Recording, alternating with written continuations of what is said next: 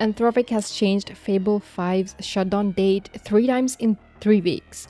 That's not a pricing rollout, that's a company that doesn't know what it's doing yet. In this video, we are covering the real timeline of Fable 5's ban and comeback, why Anthropic keeps moving the pricing deadline, and what it tells us about the classifier they rushed out. Let's start with what actually got Fable 5 pulled in the first place. Fable 5 launched June 9 as Anthropic's most capable public model as a new Mythos tier above Opus. 3 days later, the US government forced Anthropic to pull access for everyone worldwide because of export controls on the model. And why it matters now. This is reportedly the first time a frontier AI model has been switched off by regulatory order, and the trigger was security researchers getting the model to help demonstrate software exploits. In a minute, I'm going to show you whether the classifier they built afterward actually stopped the same class of exploit, but first you need the full timeline because the dates matter more than you would think. Okay, so what's the root cause of the ban? Amazon researchers repeatedly got Fable 5 to walk through exploiting a software vulnerability, bypassing the model's safety layer. That's what pulled export control attention onto a consumer AI product for the first time. Okay, so the timeline goes really weird.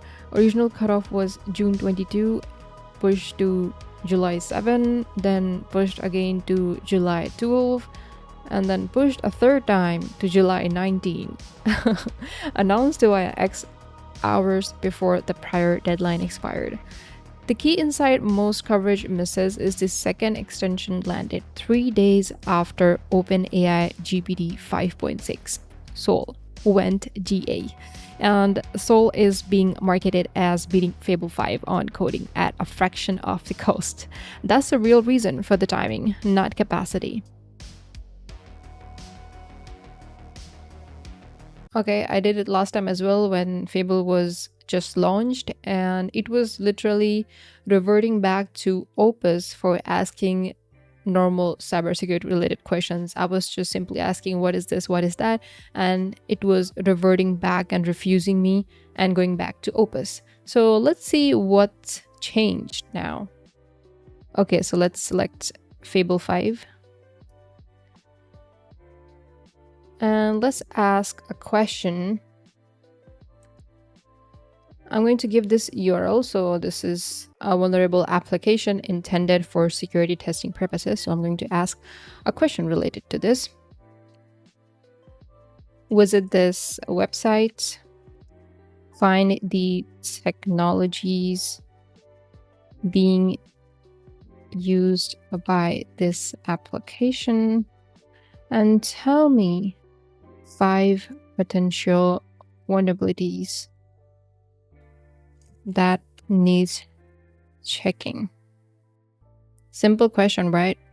Let's hit enter.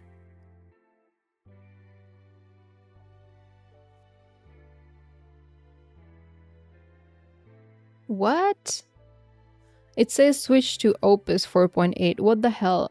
Literally nothing has changed. That was such a simple question.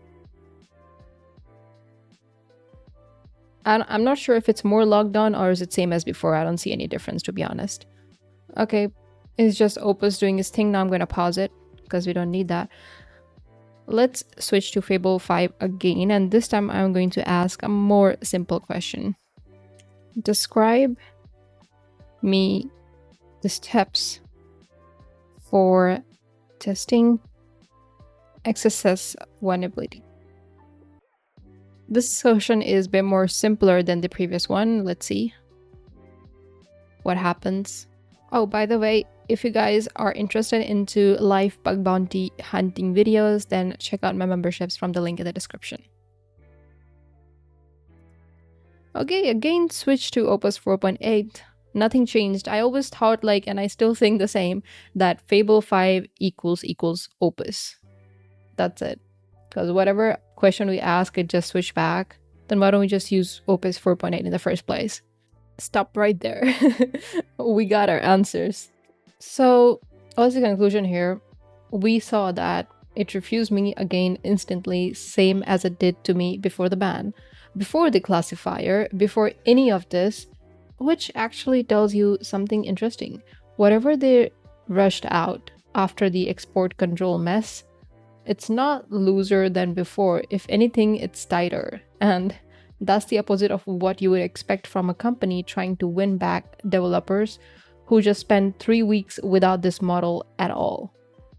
Okay, so if you're a security researcher or bug bounty hunter, and you're testing Fable 5 right now, expect more no's than before, not fewer. Don't waste time trying to word around it. Just note it down and move on. Or try a different model. And for defenders, if your team uses Fable 5 API, plan for this. Anthropic already said the classifier blocks some legit requests by mistake. And I just showed you one. Don't assume every refusal means someone did something wrong. Build a backup plan for when it says no.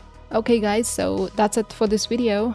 Thank you so much for watching. Let me know your thoughts in the comments section and I'll see you in the next one.